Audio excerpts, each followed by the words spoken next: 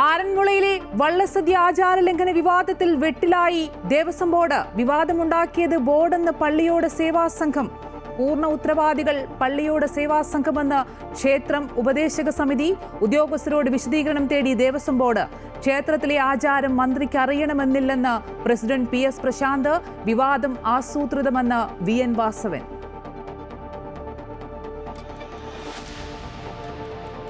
മന്ത്രി സജി ചെറിയാനെതിരെ ആഞ്ഞടിച്ച് മുതിർന്ന CPM നേതാവ് G സുധാകരൻ. തന്നെ പാർട്ടിയിൽ നിന്ന് പുറത്താക്കാൻ ശ്രമിച്ചതിൽ സജി ചെറിയാനും പങ്കെന്ന ആരോപണം. പാർട്ടിക്കുള്ളിലുള്ള തന്നോട് പാർട്ടിയോട് ചേർന്ന് പോകണമെന്ന് പറഞ്ഞ സജി ചെറിയാനെതിരെ നടപടി ആവശ്യപ്പെട്ട് സുധാകരൻ. തന്നെ ഉപദേശിക്കാനുള്ള അർഹത സജി ചെറിയാനില്ലെന്നും മറുപടി.